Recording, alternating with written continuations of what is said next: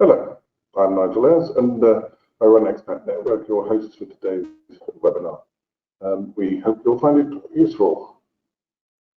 So, the program for today, we have starting off with Alex Radford of My Law in Spain, who will take you through the requirements to gain residence in Spain.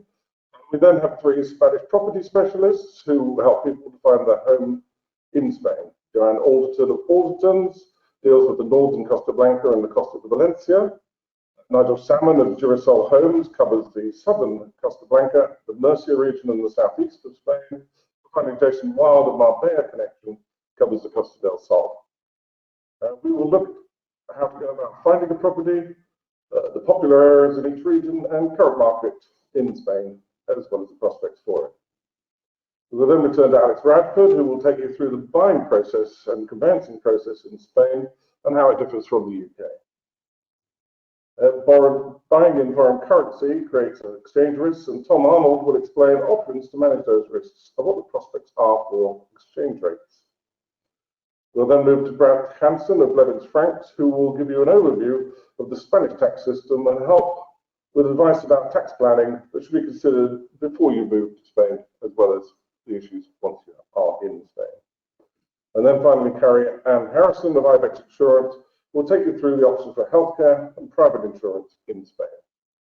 So let's start with Alex Radford, who will explain the requirements and benefits of gaining residence before the end of the Brexit transition period. He will also explain what we know about the rules for Britain's plan to move from 2021 onwards. Alex. Thank you, Nigel, for that introduction, and good morning, everyone. Thank you for joining the webinar today, and thank you for Nigel and Susie for organising it from Expat Network. It's a pleasure to be here, and just to let you know, who am I? So my name is Alex Radford. I'm an English solicitor and a Spanish lawyer. My parents moved to Spain in 1981 when Spain wasn't a member of the EU. I grew up in Spain, went to an English school to start off with, then a Spanish school, and I returned to the UK in '92 to start studying law. Qualified as a lawyer started practicing as a lawyer in '99, and then I returned to Spain in 2003. And now I'm a partner with My Law in Spain. We have offices across Spain in Mallorca, Tenerife, Costa Blanca, La Zenia, Valencia, Madrid, Bilbao, and Almeria and Marbella. And we act for clients buying, selling, inheriting property all over Spain, and more recently, applying for residency. So there's a lot of British people at the moment who have been, their holiday plans and their buying plans have been put on hold because of COVID. And there's a lot of pent-up interest and demand at the moment for British people to come out to Spain and to buy a property or sign a rental contract and then apply for residency. And really, the pent-up interest and demand is mainly because at the end of this year, we come to the end of the transition period, and the rules and regulations that are in place now to apply for and obtain Spanish residency are less rigorous than the ones that we expect next year.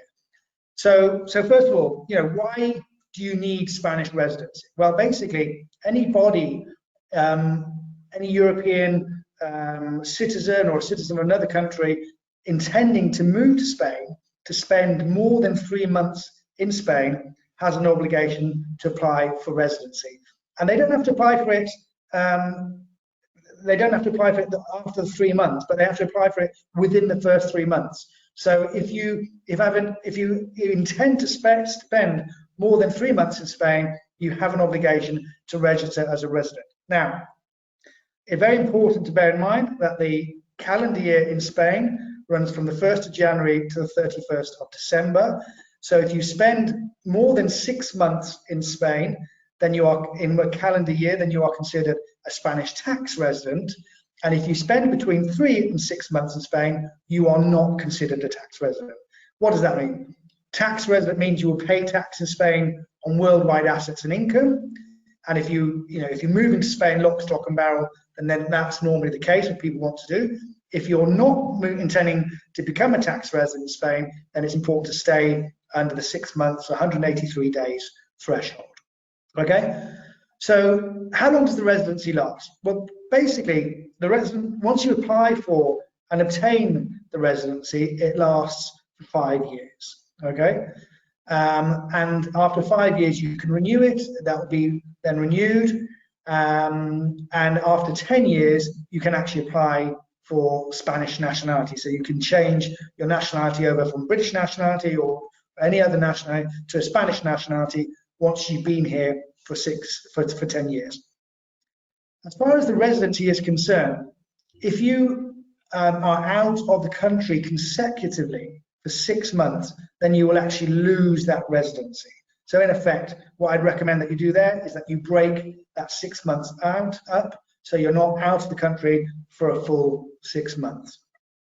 A lot of people are asking us at the moment whether or not they can still, there's enough time to come to Spain and buy a property or rent a property and obtain their residency. And the good news is that yes, there is. Okay, so you can still come to Spain as and when flights allow and return flights, etc., because of the quarantine issues. But you can come to Spain. You can enter into a rental contract, buy a property, and then apply for residency. But the clock is ticking, and you've got until the 31st of December to apply. I would recommend that you start that process as quickly as possible. We've put in place a Spanish website called www.getspanishResidency.com. There's a lot of frequently answered questions on there, and the procedure for applying is set out online there. So I urge you to have a look at that. www.getspanishResidency.com. A lot of people ask us, what documentation will I need to apply? And basically, this kind of differs depending on the age of the applicant. If you're under the age of 65, then you will need to have private medical cover in place, or you can register as a self-employed person, or you can, if you're employed, then you'll receive a contract of employment and you've got money coming in. So in effect, the Spanish authorities want to see that you've got sufficient monies coming in to live on, and also that you'll have healthcare, private healthcare or state healthcare in place. So under the age of 65, you can obtain that healthcare by way of a private medical cover. Lots of people will be surprised. Lots of people we're talking to obtaining quotes from UK companies about health cover, when in effect they should actually apply for quotes from Spanish-based companies because they tend to be much cheaper. So I'd recommend, if you are thinking about residency, again, have a look on our website. We've got some examples there of how much you'll pay for medical cover, and then there's insurance providers will be on this webinar later on today. You can contact them and apply for a quote. And I'd suggest, as I said, you apply for a quote from a Spanish-based agent so they can talk to various brokers. So basically, that's the under 65s. Over 65, you can apply for Form S1 in the UK, and that will entitle you to health cover in Spain. So if you come to Spain this year and you've got Form S1, or you basically have private medical cover, you can apply for and obtain residency, and you'll have residency for the next 5 years until you renew it. Okay, that's not going to go away after the UK leaves the EU permanently at the end of this year. Okay, so that's very important to bear in mind. The other documentation that you'll need a rental contract with at least 12 months in there, or a proof of ownership of a property. So that if you bought a property, typically the Spanish authorities want to see a land search confirming that you own that property. So in effect, private medical care or Form S1 for the over 65s, rental contract, or a deed. If you're going to rent, then and you're intending to buy then a property, then I would suggest you put in place a rental contract with a six months review clause. So typically the authorities will want to see a 12-month contract, but if you are intending to buy, I have a clause in there that means that allows you to leave or end the rental contract after 6 months. So you've got those documents, and then you need proof of income. And proof of income varies on the region that you apply for, but typically what the Spanish authorities are wanting to see is monies coming in of about 850 euros per person, as well as up to 9,000 euros in a bank account. And again, regions to regions vary. So contact us if you're applying for residency. Depending where, those amounts may vary. But in effect, you've got to prove that you've got medical cover in place, either private or health cover provided by the state, Spanish state, property to live in, and then income. And basically then the process is we submit the application for you. We can submit that online so long as you're in Spain.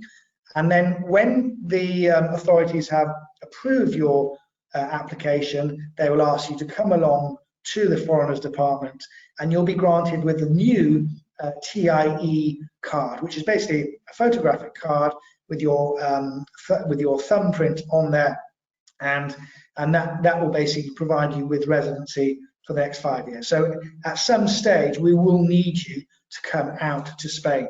And also, as a result of the new changes to the residency process from the 6th of July, all applicants also have to register on the Padron, which is the census. So in effect, you would go along to your town hall with a copy of your deed to the property or a copy of the rental contract, and you would register on the census.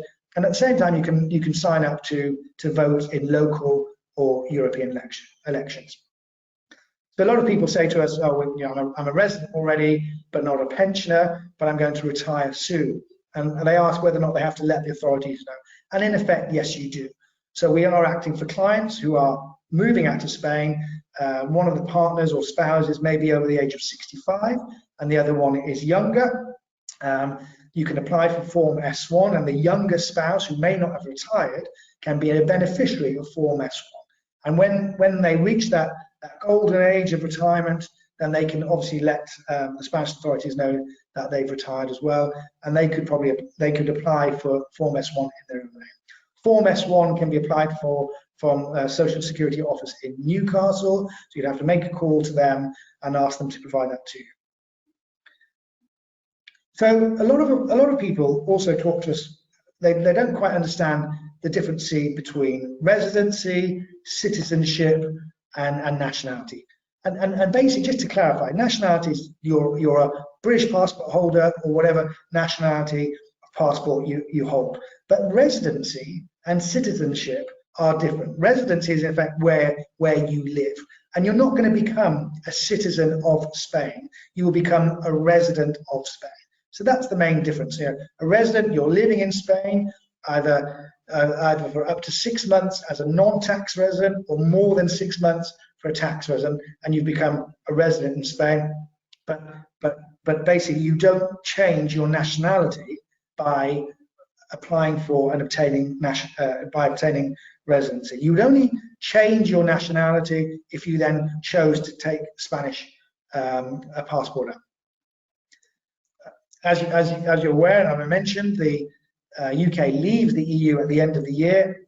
The transition period comes to an end, and people are concerned about what will happen to the residency. Well, in effect, if you apply for it and obtain it this year, then nothing will happen. You will continue to have residency for the next 5 years when you apply and when you reapply. And it's important that once you've got the residency, that, for example, if you are under the age of 65, that you keep your medical insurance in place, and obviously you keep your address in place, because the Spanish authorities, when you come to renew it, will want to see the documentation proving that you've lived in Spain for the last 5 years. Excuse me.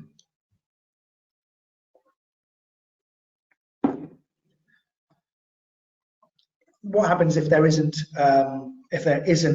an agreement between the UK and the EU at the end of this year? Well, in effect, if you've applied for and obtained residency, then it does make a difference, because the withdrawal agreement covered residency rights. So if you've applied for and obtained residency this year, those rights will continue. If you are moving to Spain and selling your main residence in the UK, then I would recommend that you sell your UK residence first and then buy a property here and apply for residency. Because once you become a Spanish tax resident, then you become a Spanish tax resident, you pay tax in Spain on worldwide assets and income. So let's just say you moved to Spain in 2021, and in that year, say in February, you sold your UK property, moved to Spain, registered, bought a property, or you'd already purchased a property and used that new property as to apply for your residency, then the Spanish tax authorities could consider that you became a resident in 2021, you'd sold a property in that year, and they could tax you on that. So when you arrive in Spain, and the timing of when you come to Spain is quite important, because if you spend more than 6 months in Spain, you're a Spanish tax resident. So I would recommend that if you're selling a property this year, then you only apply for residency from now onwards, which means you'd spend less than 6 months in Spain, so you won't be considered a Spanish tax resident. But it just playing, it's very important to be careful of those timescales. So to avoid, if possible, you becoming a tax resident in Spain, selling your UK property, and being subject to capital gains tax in Spain on the sale of that property, which could be your main residence. Okay, so just bear that in mind. And also, if you've got other properties that you move to Spain, you buy a property in Spain, you sell your main house in the UK, but you've got other properties and you sell those, then the Spanish authorities will want you to submit a tax return on the sale of those and pay tax in Spain on that as well. If you spend less than 6 months in Spain in a year, then you do not have to worry about becoming a Spanish tax resident. Okay, so in effect, if you buy a property, the year after you've purchased the property, you would pay what's known as the non-resident income tax. And that is a percentage of the catastral value, which is a value the Spanish authorities use to calculate the value of the property. You'd pay that tax the year after the purchase of your property. But that is the only tax that you pay to the Spanish estate, because you spend less than 6 months here, but you own a Spanish property. So we've got a resident, tax resident for more than 6 months, full tax resident paying tax in Spain on worldwide assets and income, and then we've got someone who's here for less than 6 months. They are a non-Spanish tax resident, but both of those applicants or people moving to Spain or owning a property in Spain but not living here for more than 6 months are considered residents. Okay, so anyone living in Spain for more than 3 months is considered a resident. So the year after you've purchased a property and you've become a tax resident, so you're spending more than 6 months in Spain, if you've got assets of the value of over the value of 50,000 euros, then you have to declare those in March, and that's known as Modelo 720. So in effect, if one person keeps assets in their home country of more than 50,000 euros, they have to register with the Spanish authorities. As I mentioned earlier, the Spanish tax year runs from January to December. The UK tax year, as you're aware, goes from the 6th of April to the 5th of April. So if you move to Spain next year, let's just say you move to Spain in March, in effect, what you'd be able to do is apply for a tax rebate for any tax you paid in the UK from January to April, and then you'd pay, if you became a Spanish tax resident because you spent more than 6 months in Spain, then the year after next year, so 2022, you'd put in a tax return for 2021 in Spain, and you'd pay tax in Spain on the whole year. But in the meantime, you could have applied for a tax rebate from the UK authorities. Some of our clients are under the age of 65. They're retiring to Spain. However, they might have an ongoing medical condition, and they can't obtain private medical cover. So what can they do there? In effect, they could register if they could work, they could register to be self-employed, and that would provide them with health cover and protection. Or if they've got a spouse, they could become a beneficiary of their policy. And after 12 months of being registered on the census, then people can actually apply to what's known as the Convenio Especial, and that would provide you with health cover. And typically, a monthly payment for people under the age of 65 to the Convenio Especial is €60 and 157 for those over that age, and that's per month. Okay.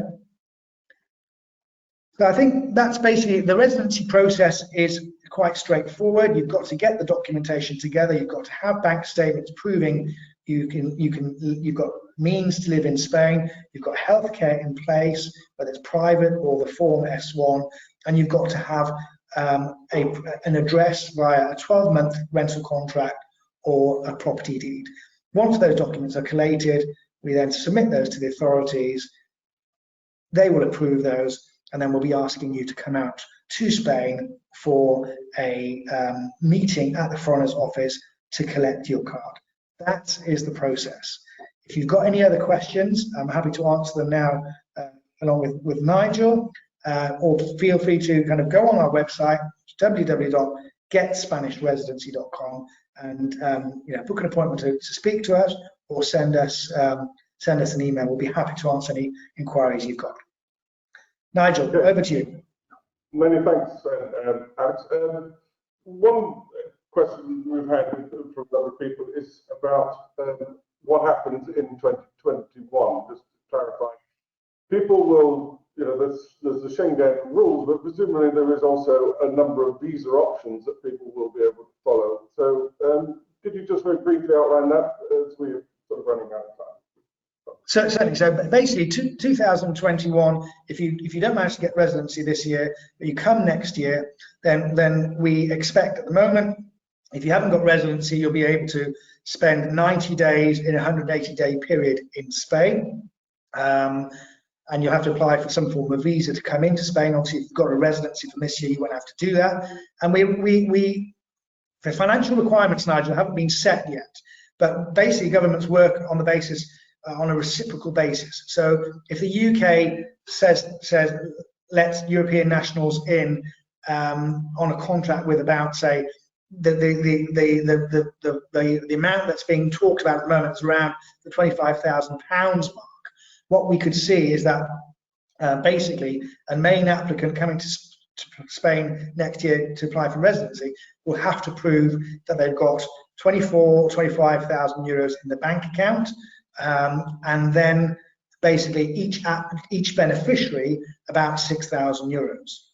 So those are the figures we've got at the moment for non-Europeans. So we're acting for clients from the Middle East and also from America and Australia who are applying for residency here in South Africa, and they basically need €25,000 as the main applicant and €6,000 then per beneficiary. So if there was no agreement between the UK and EU, that's what we would expect, but we've got to wait and see. Right, so I mean, essentially, there will be things like the non-lucrative visa currently available to non-EU citizens, work permits and the like. So, depending on the reason for people's moving to Spain, one can assume those would apply unless something special is agreed by Boris with the EU or with Spain directly, as you said. Yeah. Okay. Well, thank you very much, Alex, and I think we'll now